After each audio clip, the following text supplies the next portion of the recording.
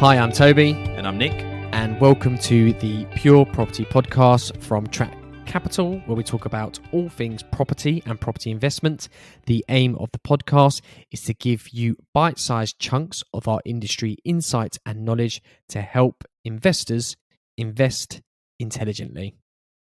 Okay, so today we're going to be speaking through 5 major points to think about before investing in property.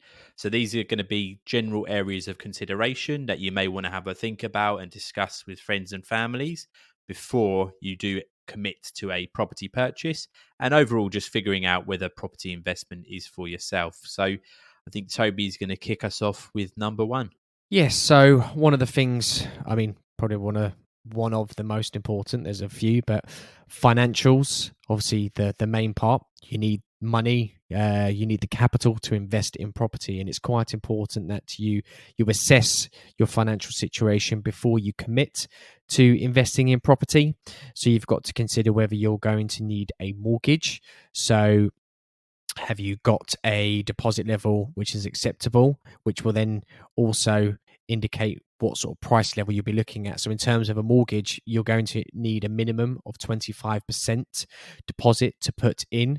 So if you are buying a property or looking at buying properties and you've only got a deposit of 25,000, the max you're going to be able to go up to is 100,000.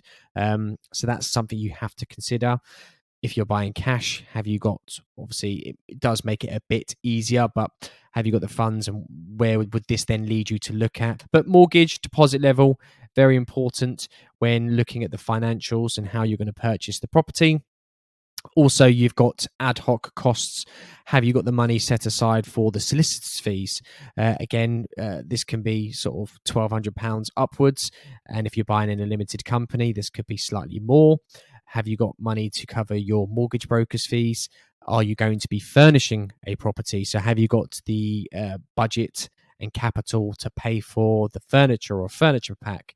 Have you got the money for the stamp duty? Because again, that is a cost that you're going to have to pay once purchasing a property. So once the property completes, you are then due to pay stamp duty, and this will depend on the price you are looking at. And also, one thing I think is important to think about once you've sort of looked at all those costs and the money you need is, have you got a cash reserve set aside to give you sort of a comfort and a cushion if there was a void period, maybe slightly longer than anticipated? Can you cover the mortgage for a certain amount of time if it is empty, the property, and you've got to cover the mortgage? If there's a bit of damage to furniture and you haven't got a deposit from a tenant to cover that, etc., have you got a cash reserve to look after these different bits and pieces? So there is a lot to think about on the financial side, and we could probably do a whole episode about it, but those are the core that you really need to think about before investing. And I think it is very important. I mean, Nick, when you speak to investors, do you find that something that they have covered a lot of? Yeah, I think a lot of investors do give some consideration to what the costs are going to be, especially the purchase costs at the start. The only thing I'd add to that is that it's really worth just jotting it all down, getting it in a spreadsheet, and being really, really meticulous with it. So there's going to be no surprises for yourself. Obviously, today we focused on the purchase costs, and we would suggest you do the same for the running costs as well, and what's likely to happen in the future. I know Toby did mention the cash reserve aspect. So yeah, I think most investors do consider it, but just be really, really rigorous and write it all down and plan correctly, and then you should be absolutely fine. Yeah, and I think the one for me from when speaking to investors, which is surprising that many don't look into when they're purchasing with a mortgage, is what price level they're actually looking up to, and also not knowing the deposit level required. It's quite an important factor, and I think I can't stress enough, if you can speak to a mortgage broker to get that advice, or just factor in 25% is what you're going to need. So then that will give you an indication of the purchase price that you can be looking for. But that's enough on financials. As I said, we probably could have a separate episode to cover all of that. Nick, why don't you give us our next thing to think about when investing in property? Okay, so the next area we would Okay, so the next area that you want to consider is your general risk profile or your risk appetite, i.e., how adverse you are to risk. Now, obviously, when you're purchasing property, there's different strategies that you can take, some of which we will cover later, and some property investments are generally higher risk than others. So, for example, you might have a property that's ready to let, or even going one step further, you might have a property that's ready, that's tenanted, and that's currently generating cash flow. Obviously that would be considered a relatively low risk investment. Then you've got other property investments, which we actually have some which are almost 5 years out from completion. You know, these huge major master schemes which are taking years to build out. Obviously, that's a higher risk profile compared to something that's ready now. So, as an investor, what we would encourage you to do before investing is have a think and have a, speak to good brokers and get an understanding of your different options and figure out what might be best suited for yourself. Now, there's 100 things to think about in terms of off-plan property investment, and we could certainly speak you through that. But things like deposit level, construction experience of the developer, etc., we want to take into account as well. But yeah, for the risk appetite, the first point would be the general type of property that you go for. Another aspect you'd want to consider is probably something that a lot of people have seen advertised before as well, is rental insurances. So what these are effectively is guaranteed rents provided by the developer.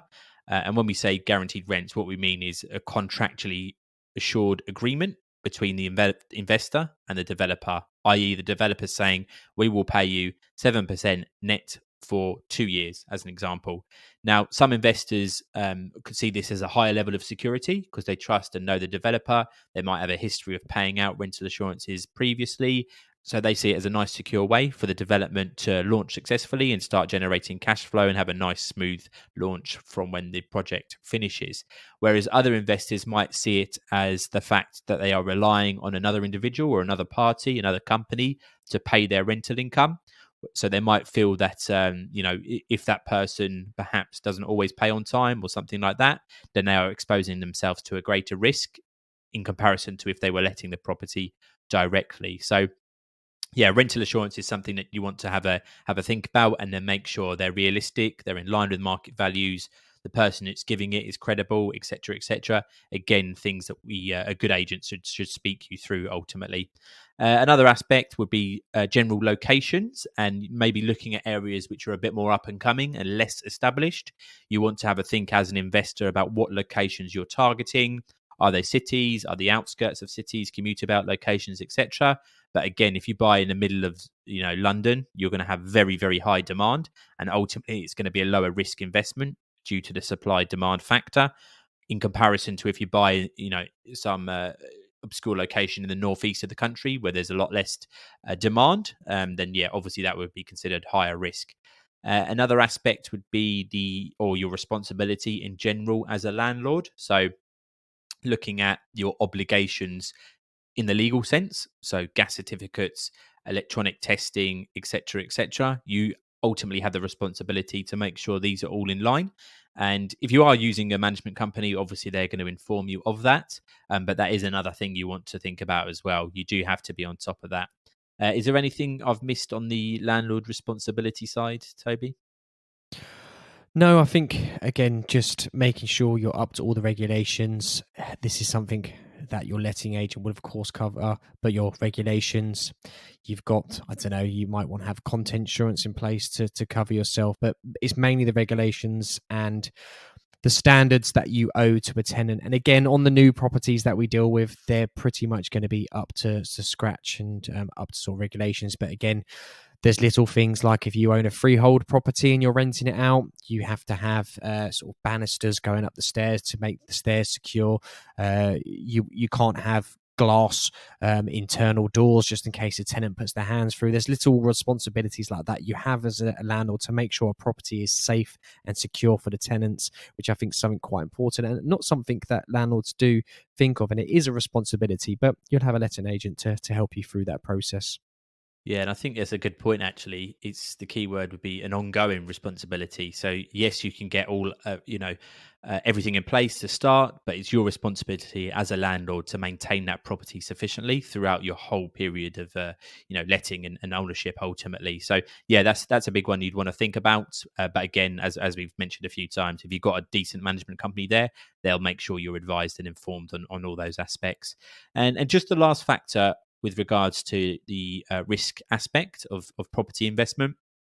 We do obviously have a lot of people that want to use mortgages and then others that may buy with cash. But you do want to give consideration to whether you're over leveraging at any time.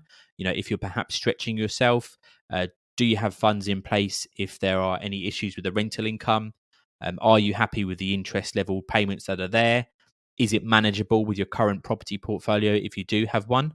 So again, a good mortgage broker will discuss this and make sure you're all set and ready to go. But you just want to be sensible and make sure you have manageable debt effectively, so you keep it on the positive side. Yeah, I think that's great to think about there, especially on the leveraging side. You don't want sort of a property of 10 in your portfolio and you've got every single one leveraged up to the hill and you've got no backup just in case maybe one or two experience trouble and there's extra costs that you didn't think of, or a tenant has stopped paying and you can't afford the mortgage payments and it builds up, etc. There's a lot to think about, so you have to be cautious, of course, and yeah, all considering when you're looking at your risk appetite. And definitely the point you touched on about looking at locations, ones that are up and coming, a good sort of example I use with a lot of my investors when we're sort of covering this in sort of a strategy call or meeting is, think of it like this: you can go and buy a stock on the stock market such as Apple, and you're going to have to pay a lot for that stock, but it's got a proven track record. The risk is a lot lower. You know the company, you can see what they're doing, but it will come at a premium to get that. Yeah, over the long term, you should do well from it, because it should increase because it's a good company. But you're going to need a lot more money, and the premium is there to get that stock. Or would you prefer taking a bit more of a risk, looking at the next up and coming Apple and say, well, actually, I'm going to invest in those because it's going to be less cost to buy that stock in that company, and there's a chance that they're going to obviously be the next Apple, so I'm going to also benefit from that massive capital growth. So when you're looking at areas to look at, it's definitely a good sort of analogy to use and a way of thinking about it to assess where your risk appetite fits. You're not always going to be happy to take the risk on the next Apple, but you might be more comfortable knowing what you're getting and going with that front runner, such as an Apple stock, for example. Yeah, definitely. And the way you make these decisions is by speaking to people that have knowledge in that area, doing extensive online research, and making informed decisions basically. So all these factors we list, it's important to think about them individually, do the research to back it up, and then make your decision from there. But yeah, certainly that's a great analogy to use, and I think puts it in really simple terms for everyone to consider. So yeah, cracking on. Do you want to let us know the next sort of major subject area to consider? Yes, so following on, it's a great follow on from what you just said there when speaking to people and leaning on other people's expertise. And it also helps lessen the risk, is having a power team. So, a power team is what we use in property to describe the team of people that you have around you to assist you in your property investments. And there's different people that you can look to have in a power team, and we're going to list the most prominent ones. Again, it is very important. This definitely follows on from the risk appetite side of things, because when you've got good people around you that are helping you, advising you, and giving you the expertise and knowledge, they help reduce the risk because you're using and leveraging their knowledge and their help. So this is quite an important thing to have and something you should definitely consider. So a good investment consultant would be one. So if you are using an investment company or an investment consultant in general, maybe someone you know who invests in property, maybe a company such as ourselves as Track Capital or many others out there, you want to make sure they're good, diligent, honest, and know what they're talking about. So that is very important to have those on board. A mortgage broker, again, if you're getting a mortgage, this is a big factor in the purchase process and the investment process. So it's important to get the mortgage broker right, make sure they understand your circumstances, your needs, and they're able to go out and get you the best deal in the market for a buy-to-let mortgage, and that they understand the type of property you're going for as well, because that is very important. You don't want the mortgage to fall apart at the last minute because you've had a incompetent mortgage broker, and then you lose not only sort of the fees involved, but also potentially a cracking good deal as well, because your mortgage broker wasn't able to deliver. A property manager or a letting agent. So you need someone who's going to be able to look after the property. So some investment companies will have this in-house potentially. Some use local agents. But I mean, here at Track Capital, we don't have the facility at the moment to offer a service of an in-house lettings company, and that's mainly because we don't have the manpower or the infrastructure to be able to deliver such a high quality service that is needed when dealing with these properties across the whole of the UK, because obviously we deal with investments with in lots of different areas. So we find it important at the moment to pick out good local letting agents. A solicitor, again, you want a very good solicitor on board. If you've got one you've used and they're good, they're quick to react, can offer you great advice, responsive, good on the phone, good on emails, then definitely hold on to those, because solicitors are very busy, and the real good ones, there's not that many of them about, in my experience anyway. But it's very important to have that, because they will be offering you, the legal advice in the purchase and conveyancing process, which, yeah, as you know, once you've sort of completed on a property and you've put that money in, you're now stuck with that. So the advice that a solicitor can offer is invaluable. Accountant is another one. So when structuring your finances, making sure you're investing as tax efficiently as possible, a good accountant is good to have when structuring how these assets are being built and how your finances are being utilized.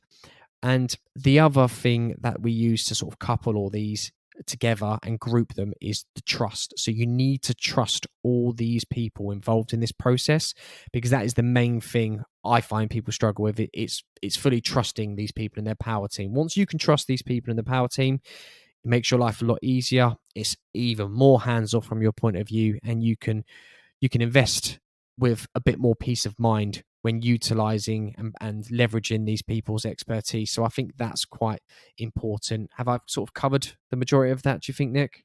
I'd say so. And I think another point to consider would be you might not find all the perfect contacts straight away. So if you're starting your property investment journey and it's your first buy to let investment, you're not necessarily going to find the absolute best solicitor or best accountant out there immediately. So you will find you'll build up these networks and these contacts over time, but it's invaluable to have these type of people and contacts working with you successfully, because it makes such a difference to your property portfolio. Getting the right interest rates, getting the right loan to value, getting the right legal advice, saving money on tax, etc. This is all absolutely essential, and having a good team in place will enable you to do it efficiently. So yeah, I definitely recommend you take the time to build up relationships with these people and build a good team around you. But that's covered off all the key ones there. Cool. So moving on to the next point then, market research.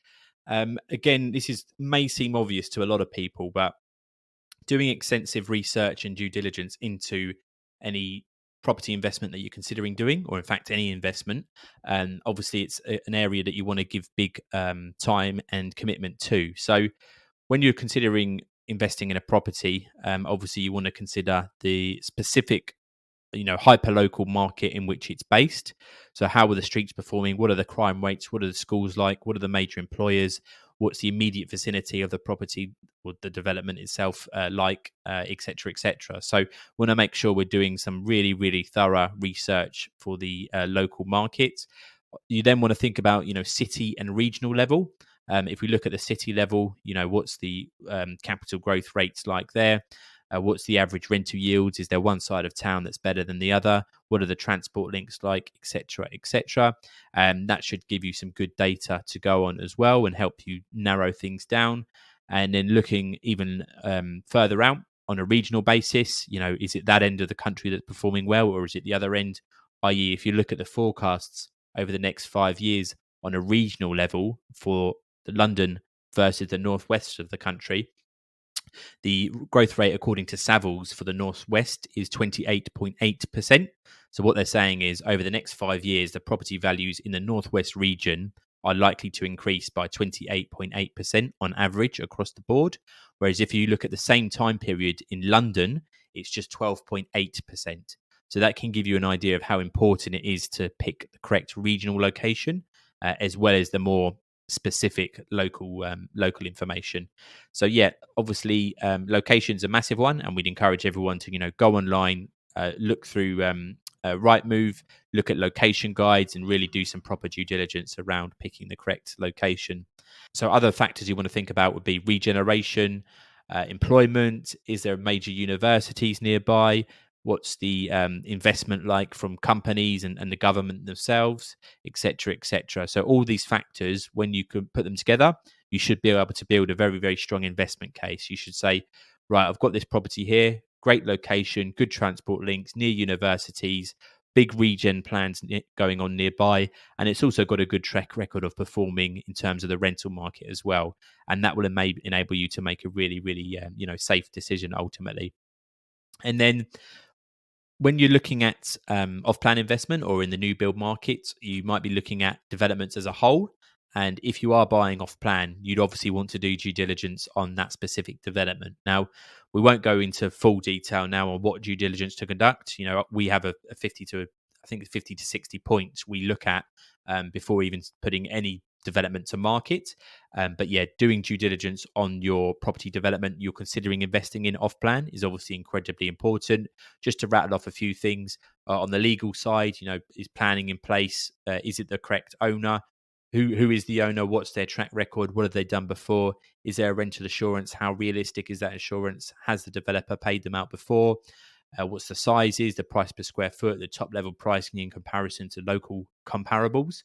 There's 100 things you can go through, but yeah, doing the due diligence on the developments themselves are just as important. I don't know if you can think of any more, probably maybe your top 3 things to think about if you're looking at a development, Toby. I think when you're looking at the development, you want to look at the developer's track record, look at its location. Another thing is looking at the rents and the sale prices around it. And again, if you are looking at a new development, don't get caught into the side of things where you'll be looking at secondary market properties, property that's up for resale, because it won't be a direct like-for-like comparable. So make sure you're looking at like-for-like comparables. They would be the main 3 things that I would say you need to consider. Perfect. Yeah, good to round off that topic. But that's so what we're saying here is, make sure your market research and your due diligence is on point, and that's definitely a major thing to consider before investing in any property. Yes. So on to the final point of things to consider when looking at investing in property.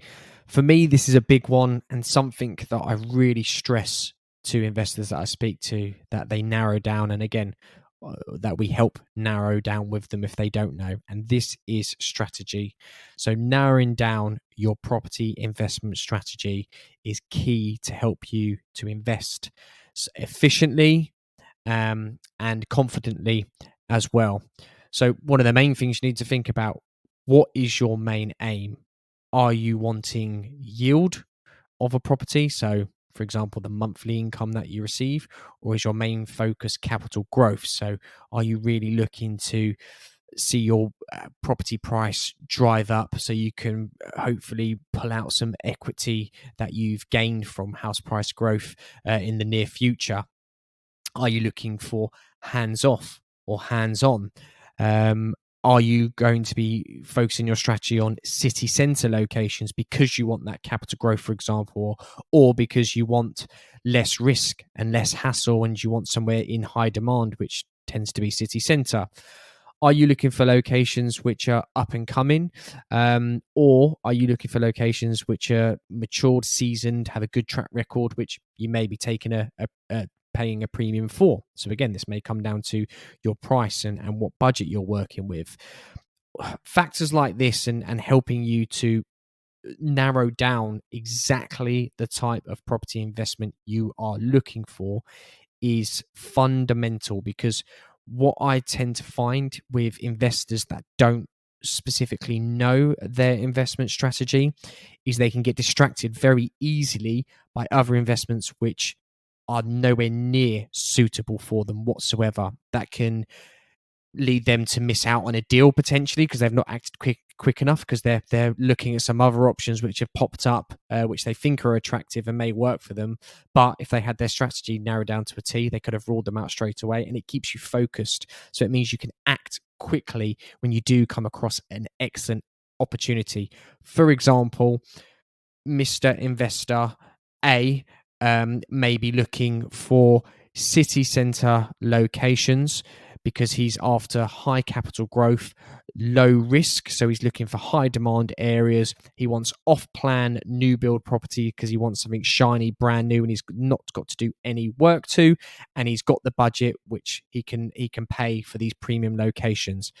Mrs. Investor B, she may be looking for something with a slightly higher yield. So she's going to look outside a city centre, would still consider apartments and new builds and off plan, because she wants hands off, easy to deal with, low maintenance, but she's not too focused on capital growth. So focusing a bit further out from the city centre can help her really boost that yield. And she just wants that monthly income because she wants to add to her pot, maybe for a holiday or for something to pay for. Maybe she wants to, I don't know, treat herself to a new car or something, who knows. But that's sort of an example of narrowing down. Again, it doesn't have to be down to a specific fine detail, but you've got an idea what you're looking for, because what that then enables those two investors to do, for both of them with their strategies, if they have an advert pop up for a HMO in the middle of nowhere, where you're going to have to be hands-on and it needs a full-on refurb, but the returns are X, which sounds really good, well, they go, well, no, I don't want that because it's a HMO. It's not what I'm looking for. It's in a location which is out of the city centre, potentially for Mr. A. I don't want that. And it needs a refurb. I'm not hands-on. I'm not looking at that. And they can just rule that out straight away, because there'll always be some opportunities that can potentially come across your way, especially nowadays where you can be bombarded with different emails and adverts, etc. But as long as you know what you're looking for, remain focused, it will just help you to invest effectively and quickly and efficiently. Perfect. Yeah, and two really good examples there. I just wanted to expand on one of your points that you did mention, but just go into a bit more detail. It's so important to consider, think through, and plan out your strategy at the start, but then not to deviate on that. Toby mentioned how you can get distracted by other adverts or come across other property investments. I can tell you the amount of times that I've spoken to investors, we've had 30 40-minute calls, gone through all their criteria and fine detail, and really worked out a solid game plan for them. And then you speak to them a week later and they've had another investment broker call them up and convince them to go for another property, which is just completely against their strategy and not in their interest in the long term. It's incredibly frustrating because there's no integrity behind it, right? It's just to get the transaction done, and then the investors, they think they're getting a good deal because they've been convinced and they've been sold to aggressively, whereas in fact in the long term it's not part of their plan and it's not going to meet their objective. So yeah, the only point I'd really stress is that stick and give great consideration and spend time coming up with your plan, and then stick to it, unless obviously there's any sort of major changes, but hopefully that makes sense. Yeah, again, another example, like you just mentioned, I did have an investor, exactly the same situation. We'd been talking, presented with some options, which he said was keen. When I spoke to him the following day, he said, I'm actually looking at this project now. So when he explained the project, it was 2 years off. It was a studio apartment, but it was offering good returns. So I said to him, well, you wanted something with income within the next 12 months, and you are using a mortgage. So how does that work for you? And he said, oh, I didn't think about that. What do you mean? So when I told him, obviously mortgages are a lot harder and the interest rate's going to be higher on a studio. And then I said, well, you're not going to have income for 2 years either. So how does that fit your strategy? The penny immediately dropped for him. And in all honesty, he was about to reserve one of those units, and he stopped and said, actually, no, you've got a point there. That doesn't work for me. So it just shows how again, when you speak to an investment consultant, companies such as ourselves, when they're giving you all the pros of a development, just they might sound excellent, and of course they're going to be lucrative, hopefully, and really sort of make your ears prick up a bit. But if it doesn't fit your strategy, then just say no. Just say, I'm really sorry, that doesn't work for me. So I think that was a good point you made there. And the other point I would add on to that is just remember your strategy can change over time. So yes, you may focus on high yielding properties initially. So that means you'll have to stay away from city centre locations. But then once you've built up a portfolio of 3 or 4, you might say, well, actually, now I can look at capital growth, city centre locations. I've got my portfolio set up with that. I don't need to add to that. And vice versa. Your property investing strategy can change over time. So don't think once you pick your strategy, you have to stick to it. You can adapt it over time. Yep, all good points there. Good stuff. So, just to recap then, so what we've been talking about today is obviously 5 key areas to consider before you might invest in a property or choose to move forward with an investment. So, we've looked at the financial aspect, so looking at all the numbers, the risk appetite, what's your risk profile? How risky are you willing to be to get those extra returns? We discussed about the power team, which just means a network of contacts in professional industries, solicitors, accountants, lettings and management, mortgage brokers, etc., etc. We considered the market research and the due diligence aspect, whether that be hyperlocal, regional level, looking at the development itself, looking at the developer who's building it, etc., etc. And then the last point we capped off on was the strategy aspect. So considering, do you want city centre, do you want the outskirts, are you more growth or yield focused, do you want a really established area, or are you looking to go for somewhere that's a bit more up and coming? So hopefully once you sit down and you consider all those points and go through them in detail, you should be quite clear and have a bit of a game plan in place in terms of what you are looking for. But hopefully that summarizes our podcast today. Excellent.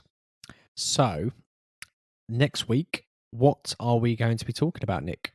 Okay, so next week we are going to be focusing on how mortgages work for buy-to-let investments specifically. Now, we won't go into too much detail now, but there's a bit more to think about in terms of how the risk profile is worked out, what the deposit levels are, when you pay the deposits, what the interest rates are, bits and bobs like that, which are slightly different to traditional residential mortgages. So, yeah, we'll go through that in a bit more detail next week and hopefully provide some really useful advice. Sounds good. Well, that's all we have for you this week. Thanks for joining us again, and we'll see you next time. Bye bye.